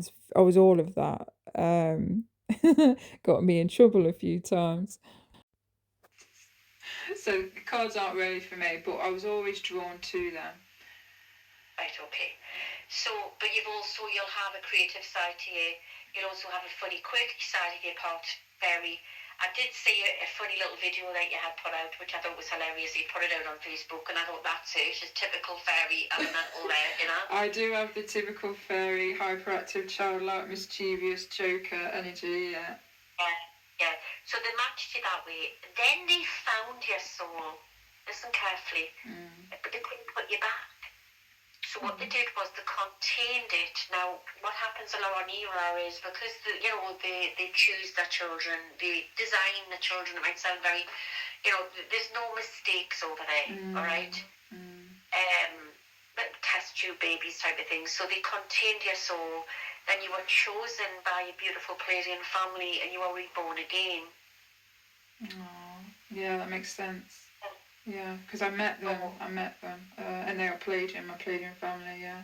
And I asked them, I says, I said, this was a meditation. I says, how can you be my dad when this was earlier in my spiritual awakening. I says, how can you be my dad when my dad's down there? And he showed me how it worked and stuff. Yeah, so you're a lesbian in that life, and that's where you know Shola. So you're actually currently at the minute there, over there in ERA. How she ended up in another one? I took over. You see, concentrate. Well, I'm concentrating, Zatchar. Right. So you need to go back to the library room, with the great big window. I think you want to give your son a cuddle. I think you're putting something on his pillow. I just, I lent in and gave him a hug. I said I'd see him soon, because I know time is different. I know there's no such thing as time, but you know what I mean. Tell him to ignore Papa. So he's obviously, they're saying Papa, you're not saying Dad, Papa. Tell him to ignore Papa, just to ignore him, so he must be very bossy, this guy. Yeah. There's a stout woman coming forward, and she looks like a Martian. A lot of the Martians are quite stout people. Big forehead. And she's like a sort of like a nanny au pair thing for your children on there. I mean, you can see her. She actually cooks for your husband. Don't worry, he doesn't like her. Do you know she looks German, like a German woman to me. Yeah. She keeps the place organised for you.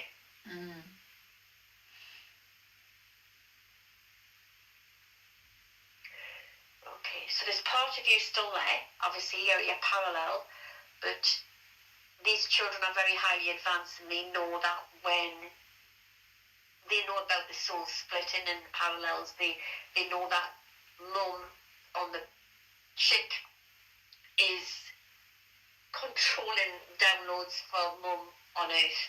But because your children are very ascended, they get upset about it. They get upset, but they know it's a very important mission that you're doing. Yeah. cuddle, you want to give your higher self a cuddle as well. You look quite stern, your higher self over there. You look very together. Yeah, I can see that. Yeah. Okay. She doesn't seem like she's like loving. She's open, but she's not. But it's more the energy you feel. But she's quite rigid, a bit. You know. Yeah. And I had a little peep into your kitchen area, which was unusual because I know on Era they eat a lot of fish, like sort of food, you know, like different types of food. There's all sorts of creatures from the sea world and everything. And you've got some strange looking things there in your kitchen. Yeah. But you eat very healthy, by the way. Yeah. Okay. So we're going to go back. And Jackie Boy's been waiting for it. Little Jackie Boy there, Jack Russell. Which is Jed. Oh my God. So the leathery man, your husband,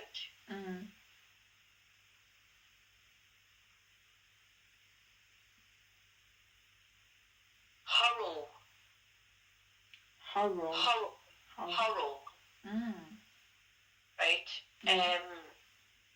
It's not an enemy, but I think it's been a bit.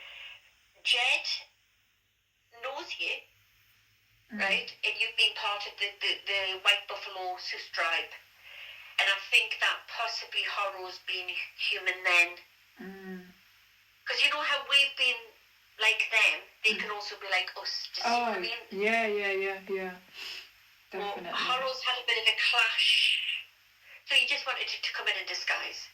But Horror is harmless, but he can be ruthless with other people.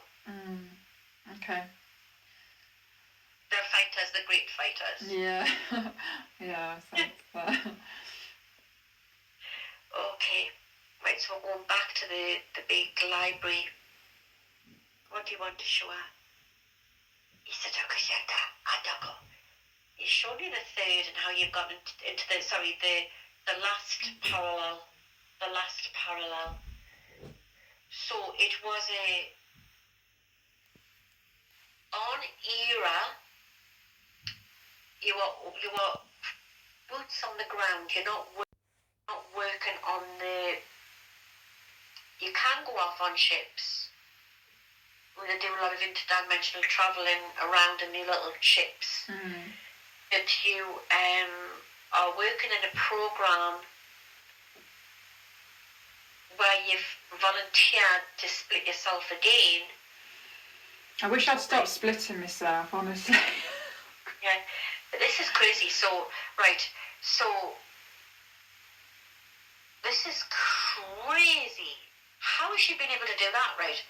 So I discovered that you've got the Kepler planets. You've got the different Kepler planets, right? They always push for you that we have to go and live on Mars or have to go and live here. But the Kepler planets are the nearest to Earth's atmosphere, right? We've got the right atmosphere. It's be perfect to live there. When we get here to the Kepler planets, it's in the Goldilocks zone, to the opposite direction. Yeah. And there's three main planets, and they're larger than Earth, okay? One of them is just being freed by the deep state. One of them is being taken over by the deep state, Jesus Christ.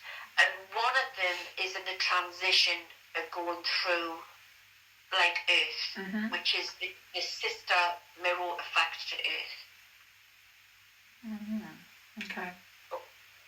And you're living on that one. Yeah. Wow. So you are actually assisting in this. You're living it up on Era, okay? Right? And you've gone in for a program. You must think your soul can do it, like many others. And Shola's in that same program. That is so interesting, and that's how I know you. And I know you from there. Yeah. I got the confirmation chills again. Yeah. And that's where Andrea lives with Ika. Okay, so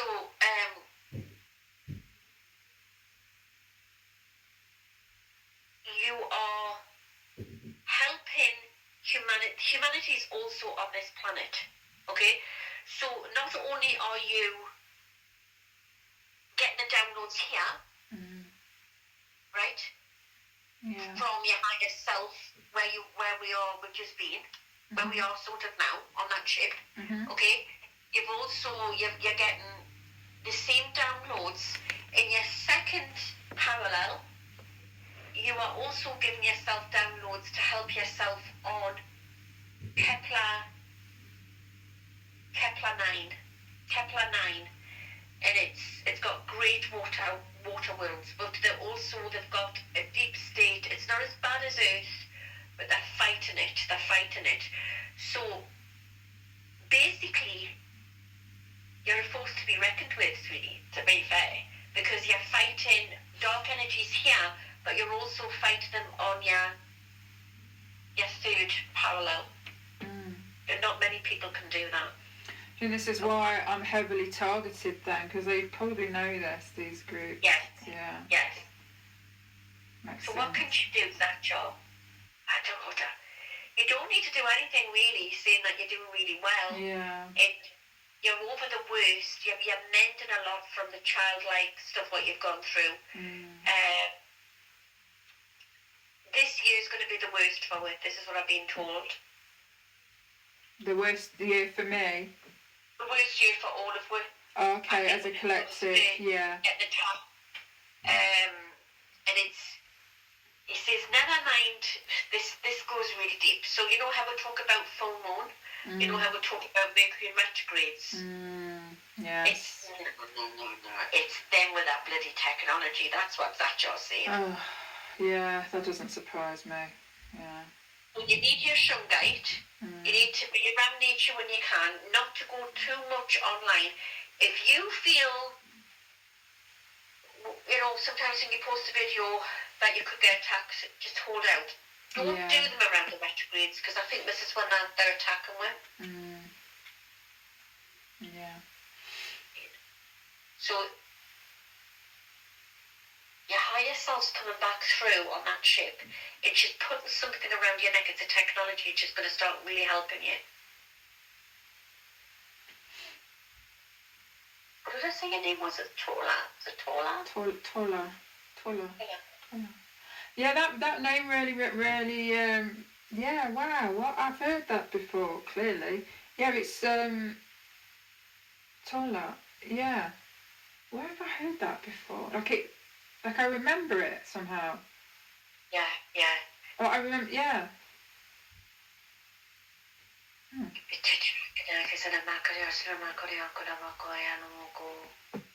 Sorry, I'm just doing something here.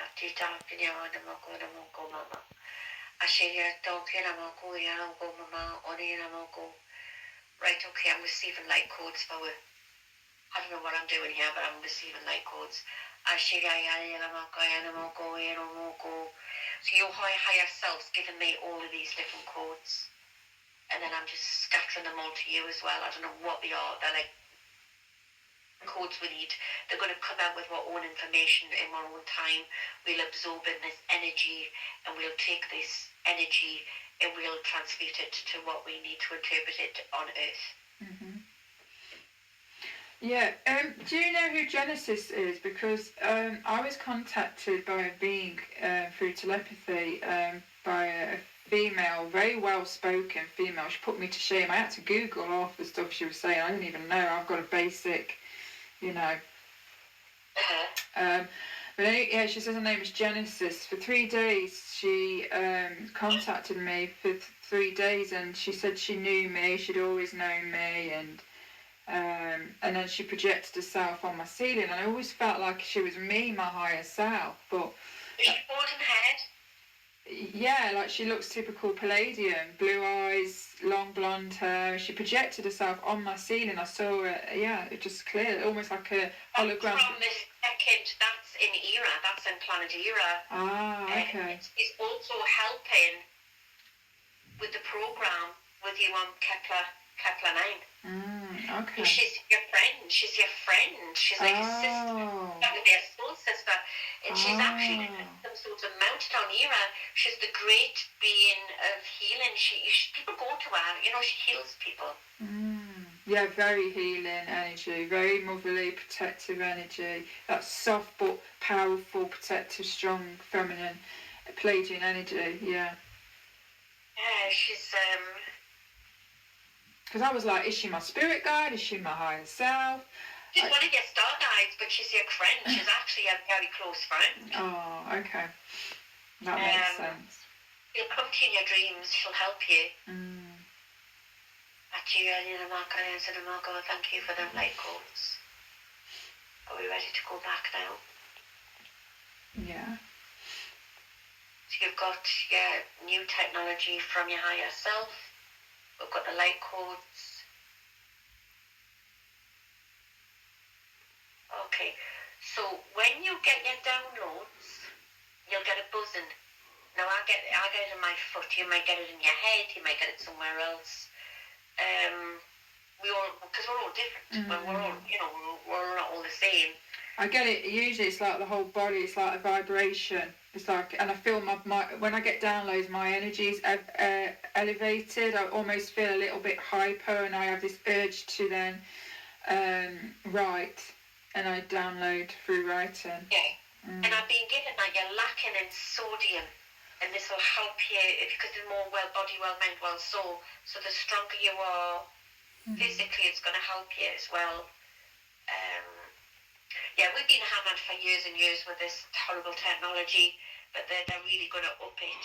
And they did it in the COVID-19. They were firing through whatever they were firing through from bloody lampposts, whatever, or posts or 5G towers. They're going to really vamp it up this year. Yeah, I feel that. Right, okay. Atoko. He says that we are now going to go back through the corridor. You might see old friends. We've got Valen coming up to her. Hiya, Valen. I didn't see him. I can hear Andrea's voice. She's very talkative on that ship.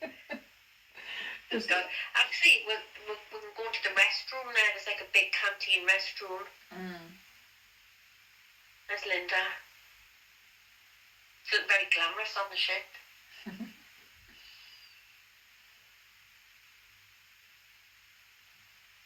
Okay.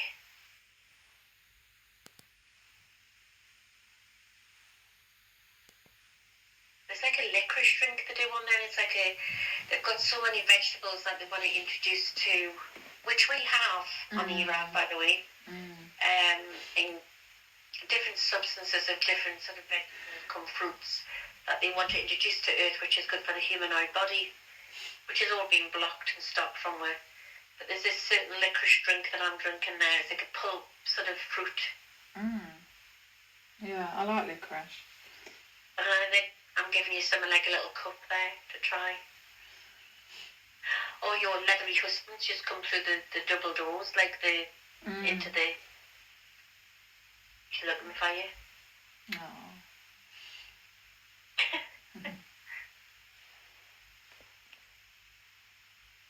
There's that fluffy little thing again. It's barking at you. Linda's picked it up for you. They're all weaving. We'll have to go back. Come on, I'm seeing. Come on, Zoe. We'll have to go back. We're weaving. We're running through the corridors. We'll have to run. We're going to the lift. We're going to the glass lift to go back up again. The lift. We'll have to run into the lift. Tell us, I'm in the lift and I'm getting you to run. So as we're coming out of the lift, we'll have to go back through this corridor. And then I'm pulling you back through the wall into the white room. Tell us when you can see that. It'll be like a crickly feeling. Yeah. Yeah. Back in the white. Yeah, I'm there. Thank you, Michael. Thank you, Uriel. Thank you, Raphael. Thank you, Gabriel. I thank you all great spirit guides. Jed is morphing from Jackie Boy back into his handsome self. Coming forth. Accidental. incarnate yellow child, yellow hair. You are here as the great warrior. You are here to do great things. You are so loved. We love you. So you have a Native American family that have loved you, and you've had many lives with them. We're not supposed to really make great friends with Earthlings, but we do. And you have had many lives. You chose to incarnate many lives with White Buffalo and his family tribe. Oh, yeah, I love their culture. I love their people. They make me cry when I watch the, videos and things, because I just feel connected. You were the child with the yellow hair, and they loved you so much. Oh. You were the golden child. That's amazing. I love that. Yeah. Oh, I've got something to show you. This is what my my uncle gave me. Thank you. Oh, thank you. Amen. Oh my God, that's beautiful. Well, my uncle gave me that, and he doesn't know anything about me. When he says, I've got this poster, Zoe, and he says, I don't know why, but when I look at it, you've entered my head, and it says it's like you, and you've got these wolves and owls. That's what he says, yeah. God. Yeah. It's the Lyrian princess. Oh my God, yeah. Oh my God. He just felt strongly, and can you see it all? Yeah. It's beautiful. I love it. And then I've got where is it? I've got a wolf there. You've got a nice bedroom. It's better than mine. Mine's all messy. Dream catchers, anything, I've got a mix between angelic things, Native American, and extraterrestrial, spiritual. Yeah. It's very nice. Thank you. It's very, very nice. No, have you seen my hair? I think I've got into shock. It's when I've seen your leathery husband. Hey, leave him alone.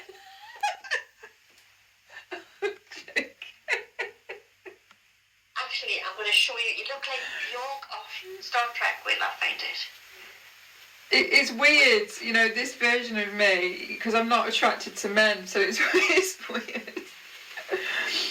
Oh dear. All trapped. In fact, tell a lie, I've got a crush on one human man, and that's Harry Styles. Oh, you're joking. Seriously. Do you know what it is? It's his energy I'm attracted to, because he's got that soft, a lot of feminine in his energy. And then he met him after all. Really? Doing a bloody party for that bloody Geordie Shore lot. I've done loads of parties for the Geordie Shore lot, and Harry was friends with, I don't know, he was there, and I just missed him. Oh wow, that's crazy. Right guys, so that's it. There was just a little bit I didn't really need to leave in, because it's quite a long video, but anyway. Yeah, so if you are interested in Louise Jones' work, again, everything will be in the description. And go and check her out, check her channel out. She's very good. She does predictions, as I mentioned at the beginning of the video. And she's very popular, very well known here in England, and she's done different things over the years. She's also worked with the police to help find missing people, I think it was, and something like that, which is very interesting, because when I first met her and got to speaking to her, I was like, oh my God, we had so many things in common. And as it turns out, we know each other, on a higher soul level. Our higher selves know each other. We know each other on some level.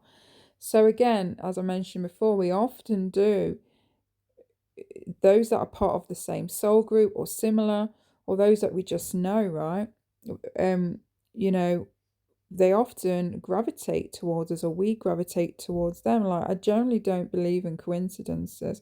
I do believe there are some coincidences, because life happens, right? Chance happens, cause and effects happens.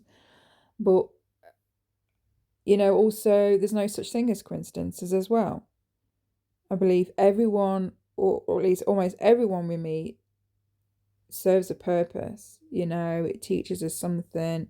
or we're just old friends and we just come, we're down here and we just gravitate towards one another and we bump into each other from time to time. Sometimes, we don't get on. Sometimes we fall out. And I know, unfortunately, there's people that I once spoke to, we don't longer speak, which I'm not going to get into. But we have settled our differences, or we have cleared the air, so to speak, in the fourth dimension, in the astral, or in higher astral realms. So yeah, but we're all down here. We've all got our roles. We've all got our little missions and purposes, and we're living that out. We are helping. We're doing all sorts down here. So just lastly, I hope there wasn't too many noises in the background. I don't live on my own, so there's people in the house moving, clonking around. I live right pretty much next to a metal recycling centre, so that went off at some point. And I know the quality isn't great because, again, I recorded the reading off a different device, and then I basically just put that against the speaker of this device. But actually, I think the sound quality sounds actually better on here than it does on the other device. But anyway, guys, that is that. I'm going to love you all and leave you all, and I'll speak to you soon in a new upload. Take care, guys.